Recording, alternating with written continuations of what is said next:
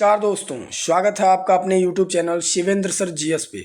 दोस्तों, आज मैं बात करने वाला हूं इतिहास के 40 नए अति महत्वपूर्ण प्रश्नों के बारे में प्रैक्टिस सेट 4 के साथ। तो चलिए स्टार्ट करते हैं। तो आज का हमारा पहला प्रश्न है, मौर्यकालीन भारत के विवरण वाली इंडिका के लेखक कौन थे? तो इसका जो सही उत्तर हो जाएगा वो हो जाएगा ऑप्शन नंबर ए, यानी कि मौर्यकालीन भारत के विवरण वाली इंडिका के लेखक मेगास्थनीज थे। चलिए अगले प्रश्न की बात करते हैं।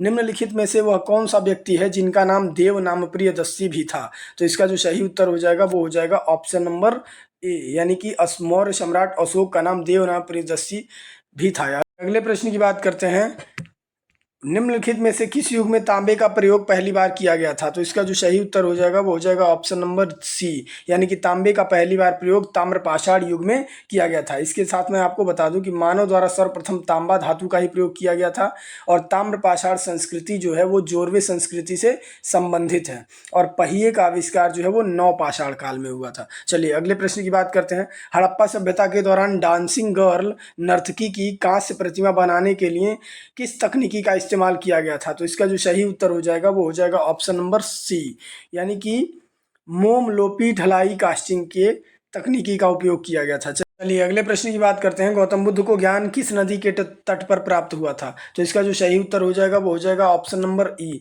क्योंकि गौतम बुद्ध को ज्ञान की प्राप्ति ना ही गंगा और ना ही गंडक और ना ही पुनपुन नदी के किनारे हुआ था। उनको ज्ञान की प्राप्ति जो है वो निरंजना नदी के किनारे हुआ था। यानी कि इसमें दिए हुए ऑप्शन में से कोई भी ऑप्शन सही नहीं है, इस वजह से इसका जो सही उत्तर हो जाएगा वो हो जाएगा ऑप्शन नंबर ई, यानी कि उपरोक्त में से कोई नहीं। चलिए अगले प्रश्न की बात करते हैं।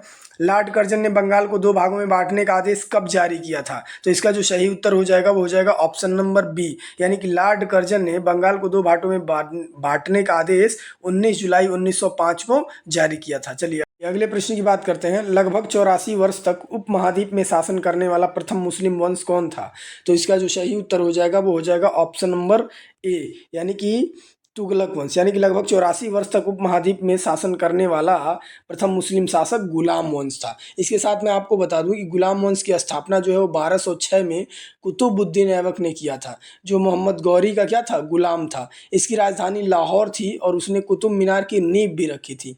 ऐबक ने दिल्ली में कुब्बतुल इस्लाम मस्जिद भी बनवाया था और अजमेर में 2.5 दिन का झोपड़ा नामक मस्जिद का भी निर्माण करवाया था। इसके साथ मैं आपको बता दूं कि खिलजी वंश की स्थापना जो है 13 जून 1290 को जलालुद्दीन फिरोज शाह खिलजी ने किया था और तुगलक वंश की स्थापना 5 सितंबर 1320 को गयासुद्दीन तुगलक ने किया था। चलिए अगले प्रश्न की बात करते हैं।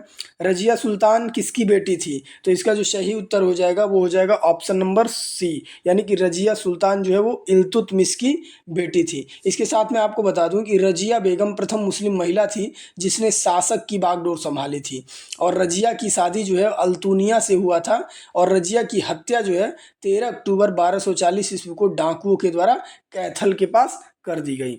चलिए अगले प्रश्न की बात करते हैं। किन शासकों ने मदुरई के आसपास के क्षेत्र पर शासन किया और 13वीं शताब्दी में सर्वोच्चता प्राप्त की? तो इसका जो सही उत्तर हो जाएगा वो हो जाएगा ऑप्शन नंबर ए, यानी कि पांड्य शासकों ने मदुरई के आसपास के क्षेत्रों पर शासन किया और 13वीं शताब्दी में सर्वोच्चता प्राप्त किया। चलिए अगले प्रश्न की बात करते हैं। जब सुभाष चंद्र बोस ने भारतीय राष्ट्रीय कांग्रेस के अध्यक्ष पद से इस्तीफा दिया तो इस पद का प्रस्ताव किसे दिया गया?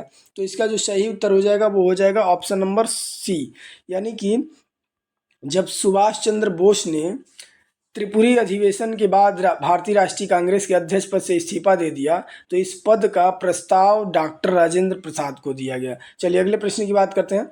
सन 1916 में किसके नेतृत्व में 2 होम रूल लीग की शुरुआत हुई थी? तो इसका जो सही उत्तर हो जाएगा वो हो जाएगा ऑप्शन नंबर ए, यानी कि सन 1916 में एनी बेसेंट और लोकमान्य तिलक की 2 होम रूल लीग शुरू हुई थी। चलिए अगले प्रश्न की बात करते हैं।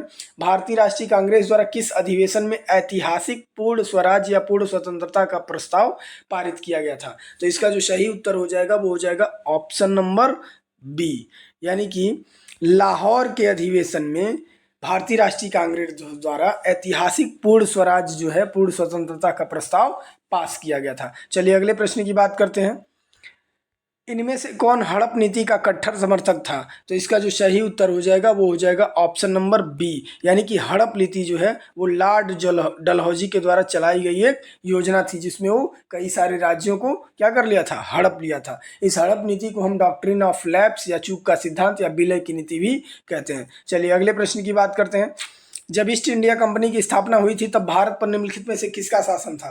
तो जब ईस्ट इंडिया कंपनी की स्थापना हुई थी तो भारत पे शासन था मुगल सम्राटों का, यानी कि इसका जो सही उत्तर हो जाएगा वो हो जाएगा ऑप्शन नंबर बी। इसके साथ मैं आपको बता दूं कि मुगल सम्राट अकबर के समय में ईस्ट इंडिया कंपनी की स्थापना की गई थी और 1615 ईस्वी में टॉमस रो जहांगीर के दरबार में पहुंचा था और ईस्ट इंडिया कंपनी को 31 दिसंबर 1600 ईस्वी को 15 वर्षों के लिए पूर्वी व्यापार का एकाधिकार प्राप्त महारानी एलिजाबेथ से हुआ था। चलिए अगले प्रश्न की बात करते हैं। फ्रांस में किस राजवंश का शासन था? तो इसका जो सही उत्तर हो जाएगा वो हो जाएगा ऑप्शन नंबर ए, यानी कि फ्रांस में बुर्बो राजवंश का शासन था। इसके साथ मैं आपको बता दूं कि बुर्बो वंश जो है वो लुई 16 के समय फ्रांस की राज्य क्रांति हुई थी और स्टुअर्ट और ट्यूटर वंश का संबंध इंग्लैंड से था। चलिए अगले प्रश्न की बात करते हैं। रूस की बोल्शेविक क्रांति का नेतृत्व किसके द्वारा किया गया था? तो इसका जो सही उत्तर हो जाएगा वो हो जाएगा ऑप्शन नंबर सी, यानी कि रूस की बोल्शेविक क्रांति का नेतृत्व लेनिन के द्वारा किया गया था।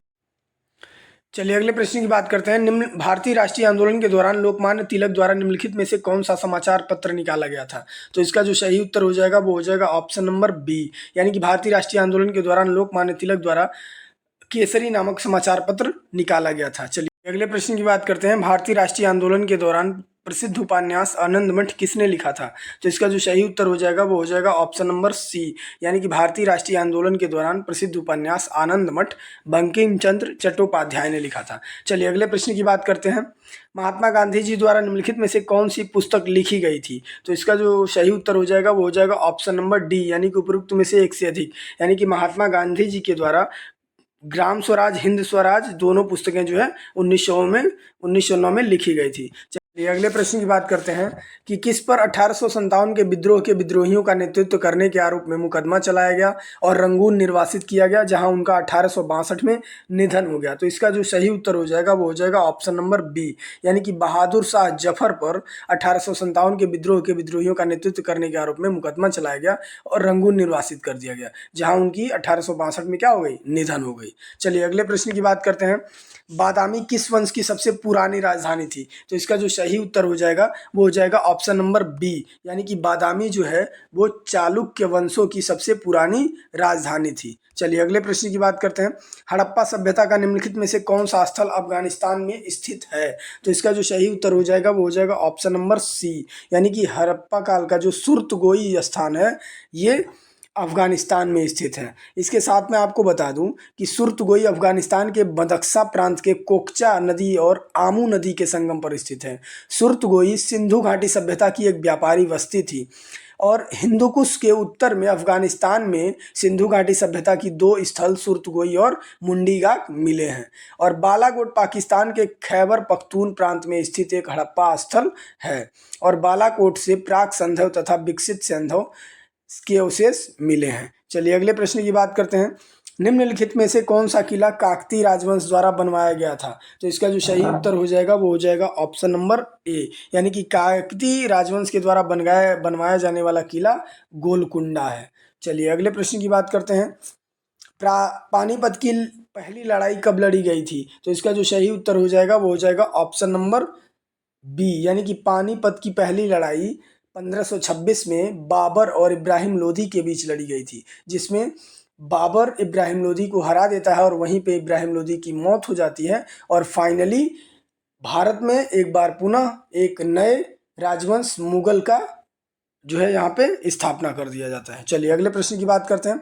लगभग 320 ईस्वी से 550 ईस्वी के बीच किस राजवंश ने भारत पे शासन किया? तो इसका जो सही उत्तर हो जाएगा वो हो जाएगा गुप्त राजवंश, यानी कि लगभग 320 ईस्वी से 550 ईस्वी के बीच गुप्त राजवंश ने भारत पर शासन किया, यानी कि option number B is the correct answer. चलिए नेक्स्ट क्वेश्चन की बात करते हैं।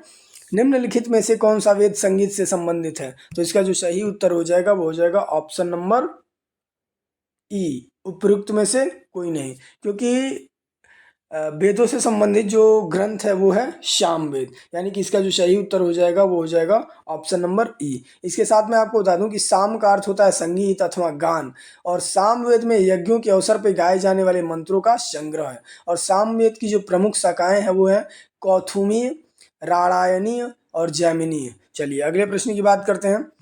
प्रार्थना समाज के संस्थापक निम्नलिखित में से कौन से थे? तो इसका जो सही उत्तर हो जाएगा वो हो जाएगा ऑप्शन नंबर बी, यानी कि प्रार्थना समाज के संस्थापक आत्माराम पांडुरंग थे। इसके साथ मैं कुछ आपको समाज सभा बता दे रहा हूँ और उनके संस्थापक के नाम बता दे रहा हूँ। जैसे पूना सार्वजनिक सभा के जो संस्थापक थे एम.जी. रनाडे थे।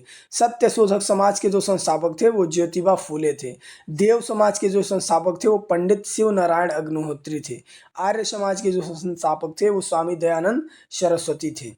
और रामकृष्ण मिशन के जो संस्थापक थे वो स्वामी विवेकानंद थे। चलिए अगले प्रश्न की बात करते हैं।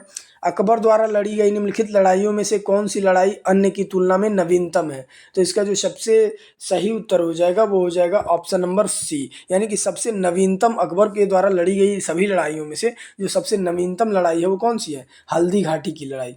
अगले प्रश्न की बात करते हैं। हड़प्पा सभ्यता के निम्नलिखित स्थलों में से कौन सा स्थल पाकिस्तान में स्थित है? तो इसका जो सही उत्तर हो जाएगा वो हो जाएगा ऑप्शन नंबर डी, यानी कि ऊपर दिए हुए कोट दीजी, बालाकोट और चन्यूदड़ो, ये तीनों के तीनों स्थल जो है वो कहाँ पे स्थित है? पाकिस्तान में स्थित है।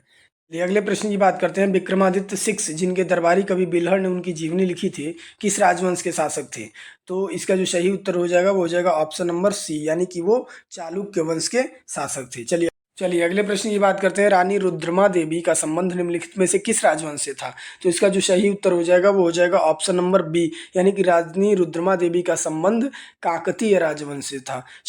चलिए अगले प्रश्न की बात करते हैं। अमेरिका की खोज किसने की थी? वास्को डी गामा ने, मार्को पोलो ने, कप्तान कुक ने, या उपरोक्त में से एक से अधिक, या उपरोक्त में से कोई नहीं? तो इसका जो सही उत्तर हो जाएगा वो हो जाएगा ऑप्शन नंबर ई, उपरोक्त में से कोई नहीं, क्योंकि अमेरिका की खोज कोलंबस ने की थी।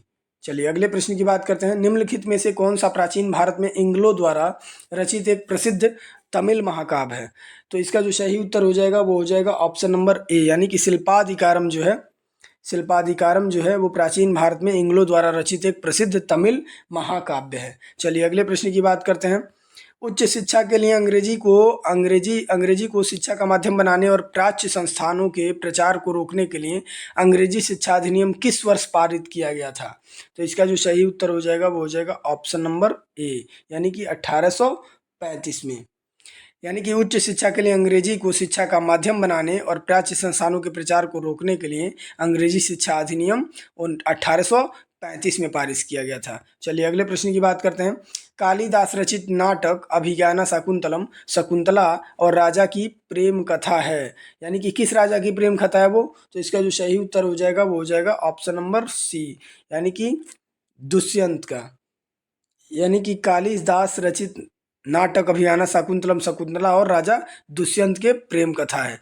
चलिए अगले प्रश्न की बात करते हैं। औरंगजेब ने कहाँ एक लंबी लड़ाई लड़ते हुए अपने साम्राज्य के सैन्य और वित्तीय संस्थानों को अधिकांशतः खर्च कर दिया? तो इसका जो सही उत्तर हो जाएगा वो हो जाएगा ऑप्शन नंबर ए, यानी कि औरंगजेब ने दक्कन में एक लंबी लड़ाई लड़ते हुए अपने साम्राज्य के सैन्य और वित्तीय संस्थानों को अधिकांशतः खर्च कर दिया। चलिए अगले प्रश्न की बात करते हैं। खिलजी और तुगलक शासकों ने सैन्य कमांडरों को जिन क्षेत्रों का गवर्नर नियुक्त किया था, इन क्षेत्रों को किस नाम से जाना जाता था? तो इसका जो सही उत्तर हो जाएगा वो हो जाएगा ऑप्शन नंबर बी, यानी कि खिलजी और तुगलक शासकों ने सैन्य कमांडरों को जिन क्षेत्रों का गवर्नर नियुक्त किया था, इन क्षेत्रों को हम इकता के नाम से जानते थे।